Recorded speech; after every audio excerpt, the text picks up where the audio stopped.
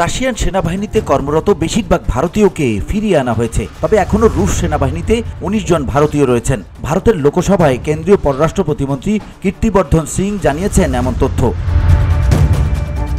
শনিবার ভারতীয় সংবাদ মাধ্যম ইন্ডিয়ান এক্সপ্রেসের প্রতিবেদন থেকে এমন তথ্য উঠে এসেছে। সিবিআই এর দাবি, মোটা বেতনের চাকরির টোপ দিয়ে ভারতীয় যুবকদের পাঠানো হতো রাশিয়া ইউক্রেনের যুদ্ধে।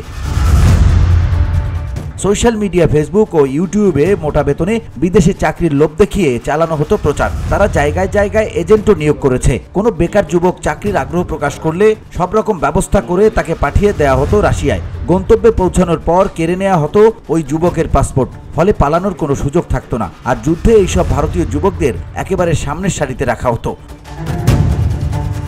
সিবিআই এর দাবি, ১৯ জন ভারতীয় বর্তমানে রুশ সেনাবাহিনীতে কর্মরত থাকলেও দ্রুতই তাদের ফেরানোর ব্যবস্থা করা হচ্ছে। চলতি বছরের শুরুর দিকেই রুশ সেনায় ভারতীয়দের নিয়োগের বিষয়টি নজরে আসে।